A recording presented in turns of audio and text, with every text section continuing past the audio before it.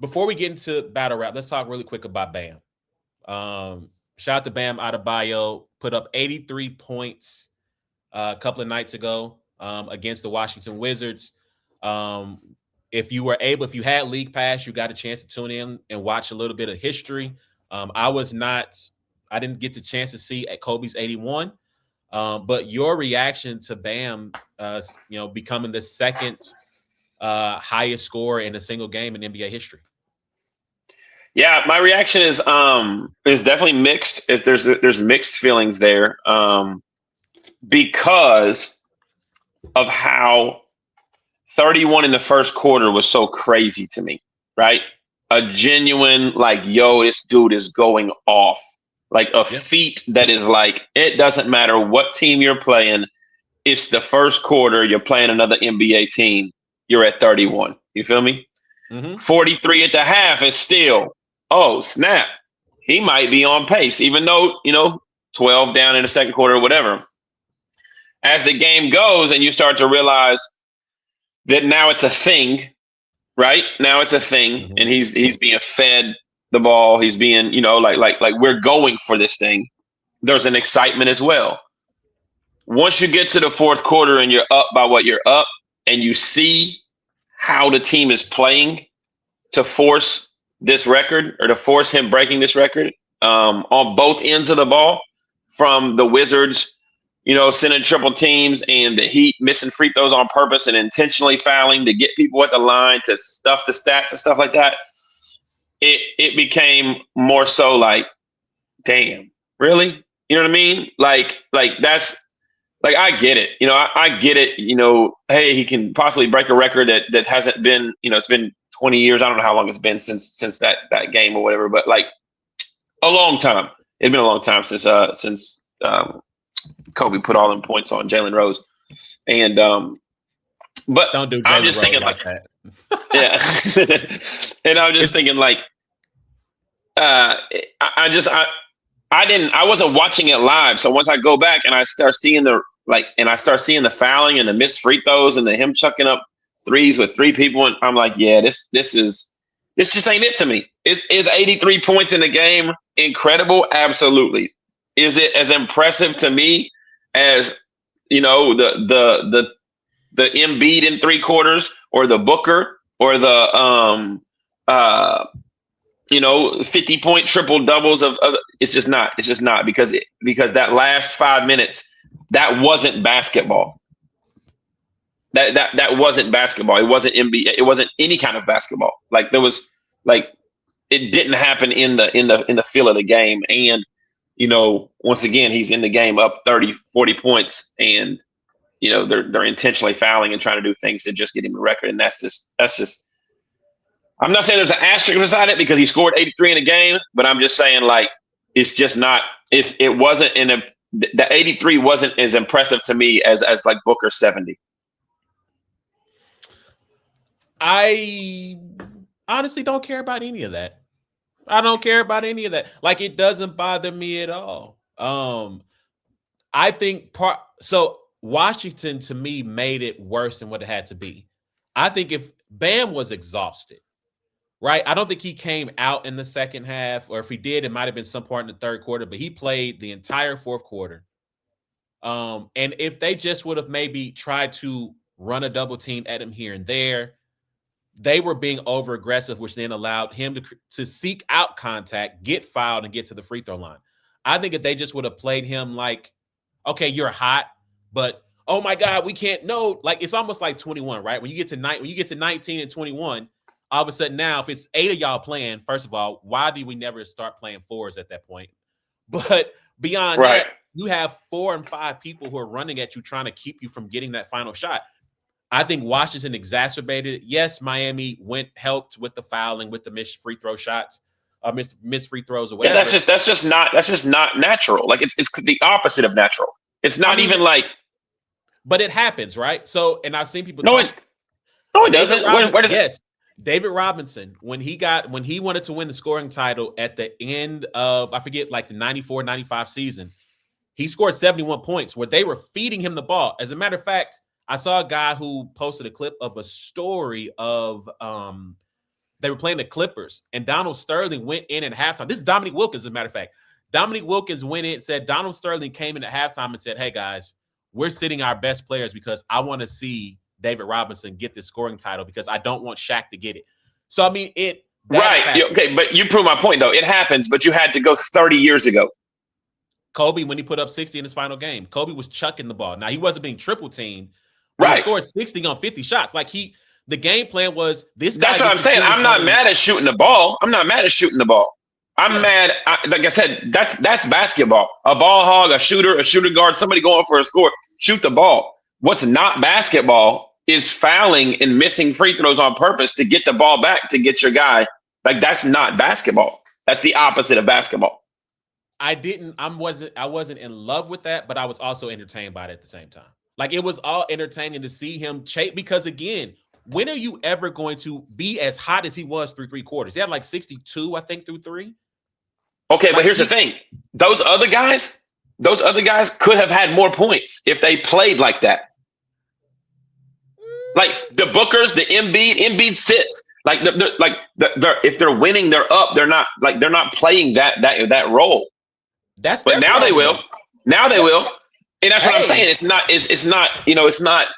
It doesn't come across as like just genuine, like within the feel of the game.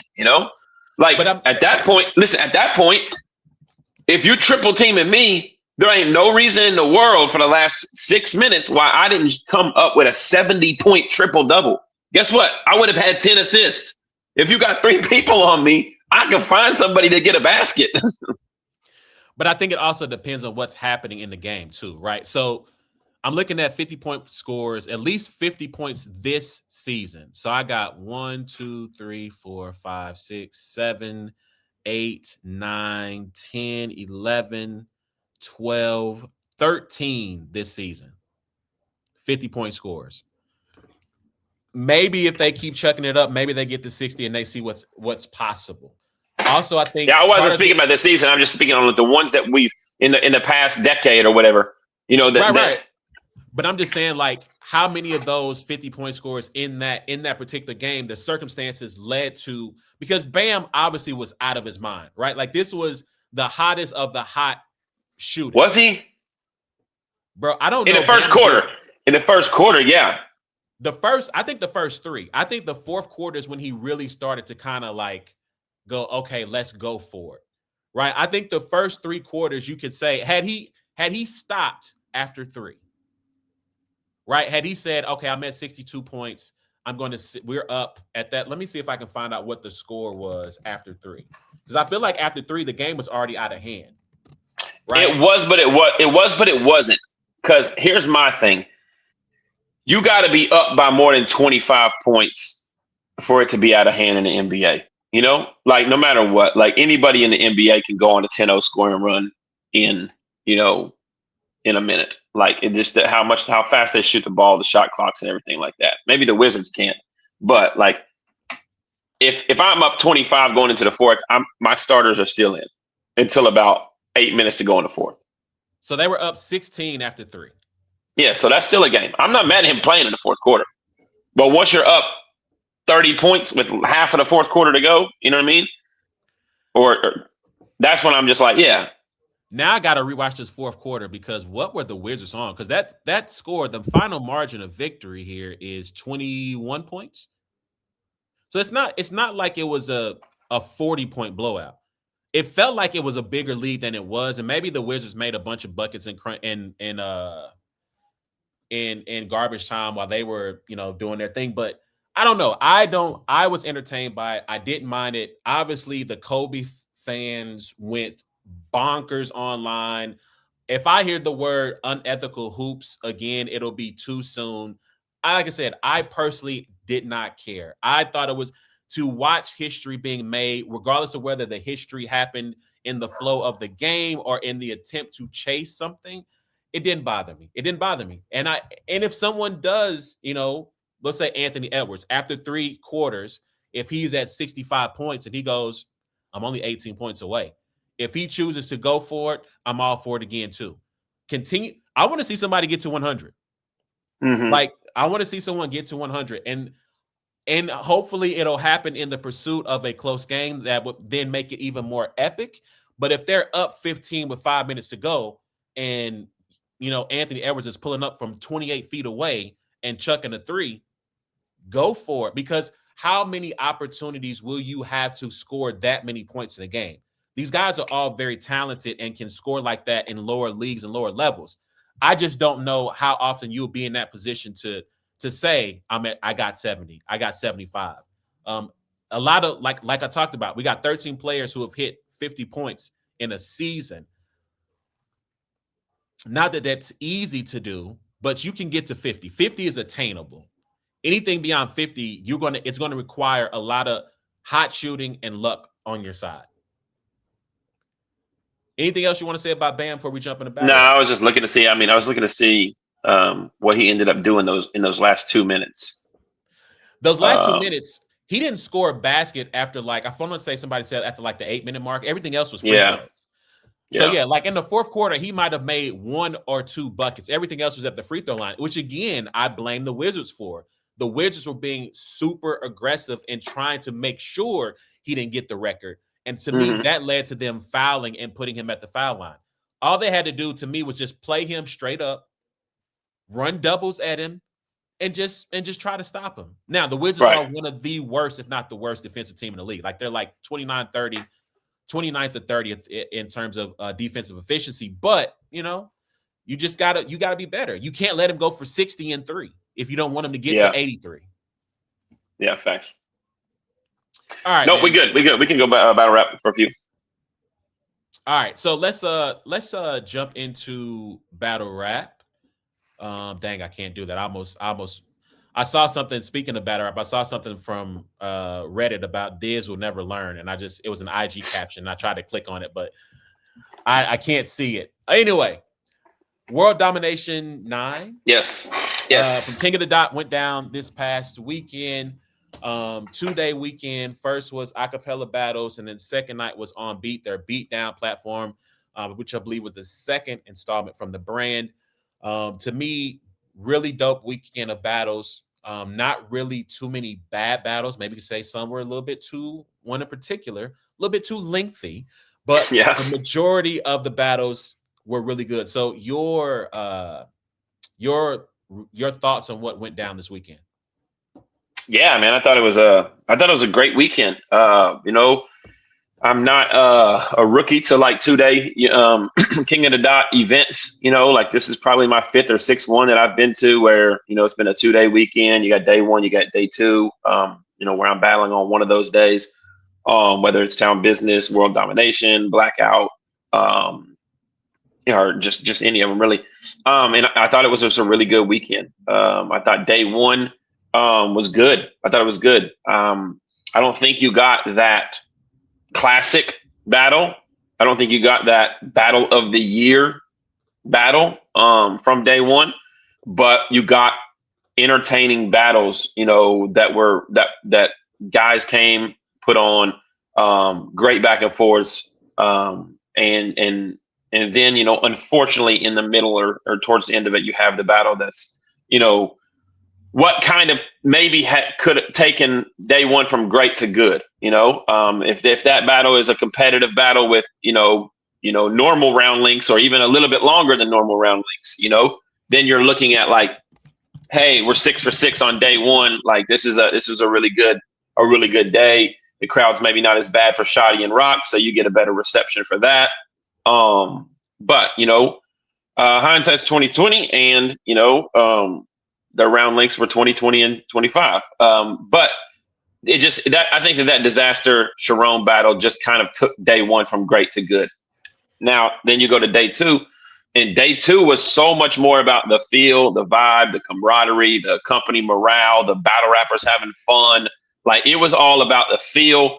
And that was through the roof, just the beat down concept. It's not a foreign concept. You have people like Verbal Warzone and the Walk Down, all these different places that do these types of things or whatever. This was my first time attending one like this. I've attended, battles of people rapping on beat before, but since I've been a battler, it's been my first time.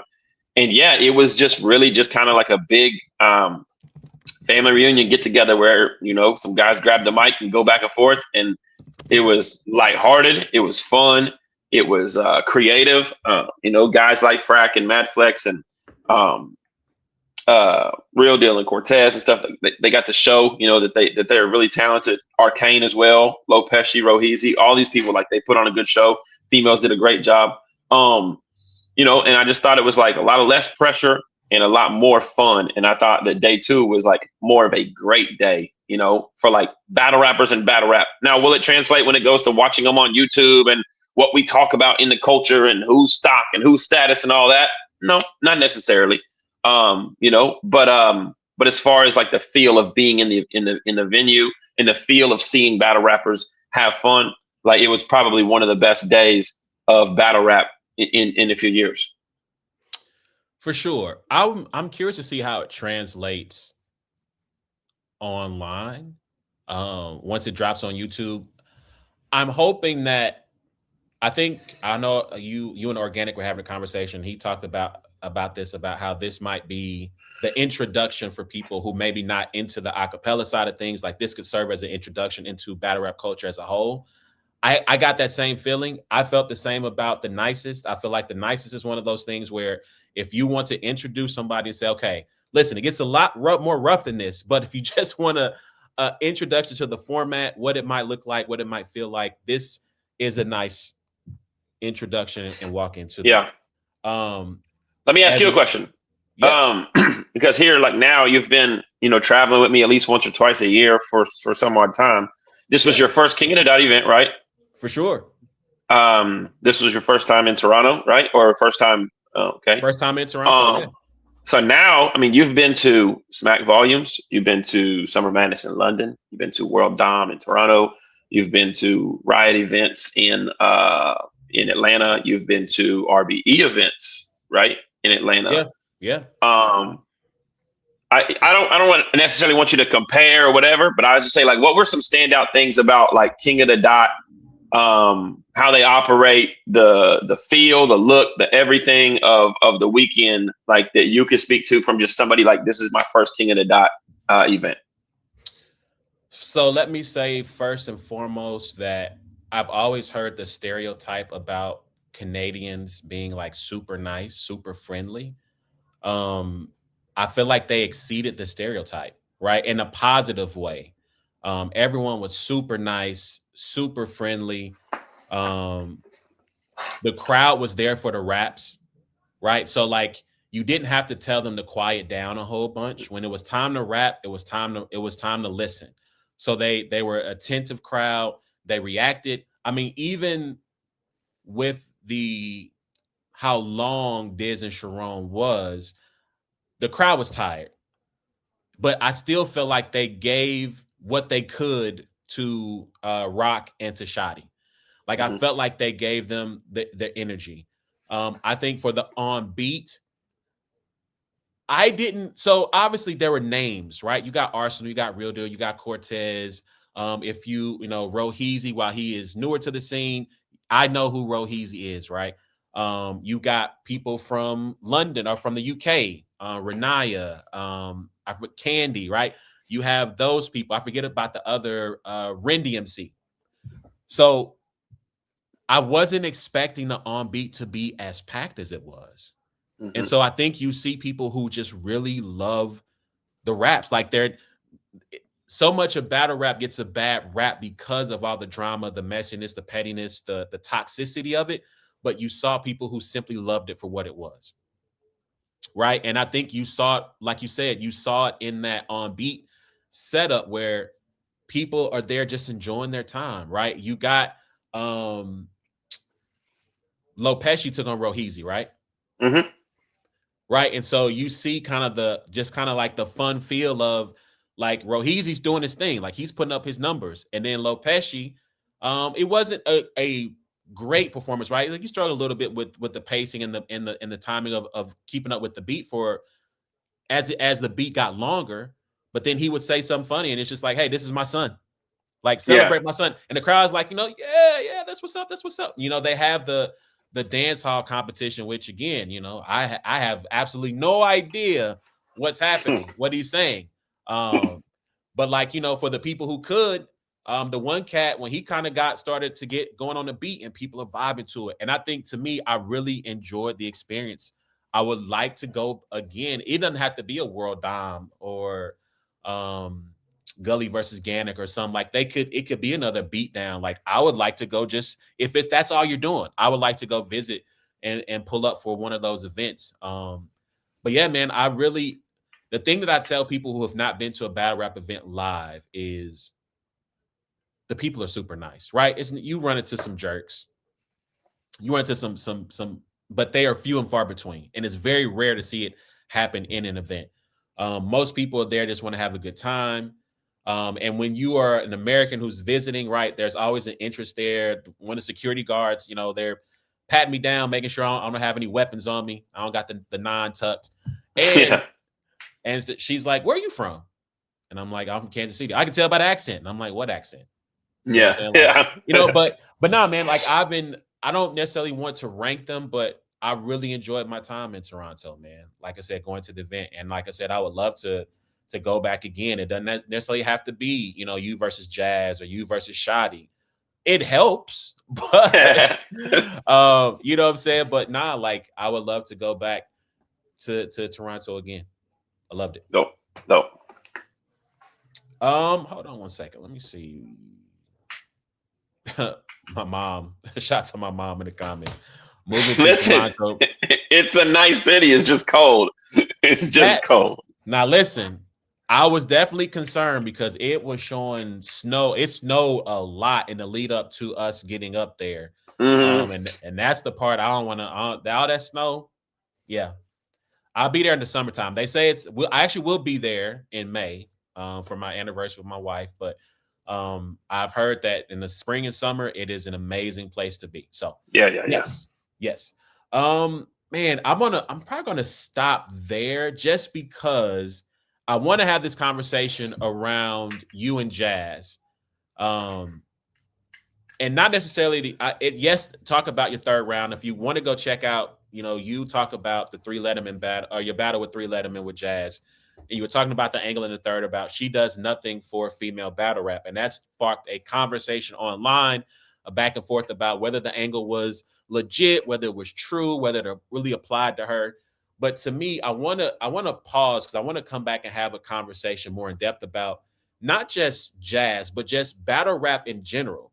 Like, what responsibility does an artist who makes it to the heights that you've ascended to, that Jazz has ascended to, that some of the early YouTube pioneers, what responsibility do they have to pay it forward for those that come behind them, if any at all? Because to me, that was the major takeaway from that conversation, right? Yeah. Is what, excuse me, what responsibility do they owe? I will end on this stuff. Let's talk about Diz Charron real quick. There's obviously, we know what happened in the battle. This was a grudge match. In a grudge match, should there ever be a reason to have rounds that exceed 3.5 minutes? In a grudge match, right? Not just, okay, we got MC A versus MC B. Yeah, no, I think 3.5. I mean, so I think 3.5 minutes is a comfortable point, but I mean, there have been battles that you've seen that have been 4 and 5 minutes that you've enjoyed. You know, I think once you get up to the 7 minute and plus mark, very, very rarely have you ever seen any battles where you can tell somebody wrote 7 minutes of material or more. That was a really, really good back and forth. In the past, what it's normally been is somebody wrote a long third round or something to that extent, you know, and we're like, this round's dragging. I'm pretty sure against Verb, I had 4-minute rounds. You know what I mean? I think that I had around 4-minute rounds. For T-Top, I had close to 4-minute rounds. You know, so 4 minutes is probably a common. If you actually looked at some of your favorite battles, your Easy and Chess or some of these other ones, they probably got 4-minute rounds. They probably got 4.5 minute rounds. But in the grudge match, like that, it's just a tough situation because Disaster is going to rap as long as he's going to rap. And it's really like when you're battling Disaster, there's only one thing that is a possibility that can happen these days. And that is that you just put on an incredible performance for your fans with what you're able to do, to where they go from that battle and they're like, yo, War was wilding. I hate that I had to sit through that. You know what I mean? Or whatever. Mm-hmm. It's somewhat of a lose-lose. I think what Charron did incorrectly, but I understand why he did it, was I think he decided, well, Disaster is going to write 10-minute plus rounds. So I'm going to try to match him as much as I can, and I'm going to write 7-minute rounds. And I think Charron became part of the problem in the grudge match. As good as his material was and as necessary as was to everything he said, I thought he was saying great things. He became part of the problem. Whereas we could be going away from it like, yo, Charron did 4-minute rounds. He was incredible. He had the crowd going crazy every round. Then we had to listen to Disaster. That could have been the narrative, But I think the narrative is that battle was so long and so drawn out, And so that's tough because it is a grudge match. But I think, at the end of the day, like, stop booking Disaster. If he's not going to write, with under 5-minute rounds, and I'll even give him the 5, if he's not going to stay under 5 minutes of material, stop booking it, because there's not very many people that want to listen to that. I've seen him share on his Instagram story, some of his fans inboxing him. It takes a true talent to be able to rap for 20 minutes and da-da-da-da-da-da-da, you know what I mean? But that's just not the nature of the beast. It takes a true talent to preach a 4.5-hour sermon. Do I want to go sit through a 4.5-hour sermon? I can guarantee you I don't. It takes a true talent to, I understand what they're saying, but that's not necessarily, what's conducive to, it also takes a true talent to be able to condense it all down and break your opponent down and speak on everything you need to speak on in, that the parameters of 3 to 5 minutes. Yeah, only Jesus.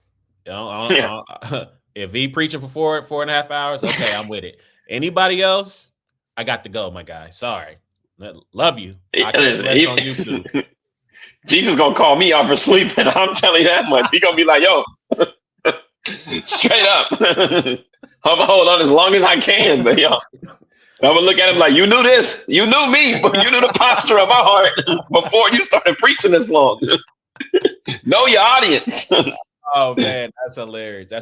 Yeah, so you were talking about these inboxes from fans, and I have to wonder, did Diz log into a anyway? We got fans, bro. We all got fans that will go to the links to get a response. Like this is the time, if you're a Disaster fan and you want him to share your comment, or you want him to like it or respond to you, if he's your idol in battle rap, and he's done plenty for the battle rap world. He deserves to be people's number one from the years of what he's put into. But this is the time, if you want a response, get that man some encouragement, because he's looking for it. Listen, I want some. If you love them 20-minute rounds, I need somebody to love me like you love listening to somebody rap for 20 minutes in a row. Because let me tell you, Jack, my wife don't want to listen to me talk for 20 minutes straight. Listen, no uninterrupted. Come on, fam. Anyway, Quest said it best. He said Jay-Z could walk in here right now and start rapping a cappella for 20 minutes, and I'm good after about 5 or 6 of them minutes. Man, for real. But anyway, let me just shout out some people, man. All the artists on the card, even Disaster and Charron. I appreciate y'all, man. Like I said, it was a really good time. I don't have any complaints. Only thing I'll say is, battle leagues, I know this is really hard to find events that have seating, but if you can find a place that has seats, because especially after Disaster Charron, like I actually, shout out to Khalid, he was part of the security team. Me and him have been chopping it up on the side of the stage throughout the night. He let me have a seat on the steps while they were rapping, because I'm like, bro, I can't. I don't know how he did it, because I don't think he sat down the entire night. Yeah. I couldn't do it. He gave me a water. I went and got one in return and replaced the one he gave to me. Like, bro, like I was They had that one little couch upstairs. That one little couch upstairs. That one couch upstairs. I think I went and found that seat for Rock and Shotty because I just couldn't stand up no more. Thankfully, the venue was able to, the sound was able to carry for me to hear their rounds. Shout out to Shotty with his third round. His third round was crazy with the wrestling bars. Ill Will's third round was fire. Man, Bizzo Bond had a nice first. Dunch second and third. His impression of Bizzo in the second, super fire. I like Jazz's angle in the third. I'm trying to think, trying to shout out different people that are Real Deal and Cortez, super dope. T-Top Frack in the on beat.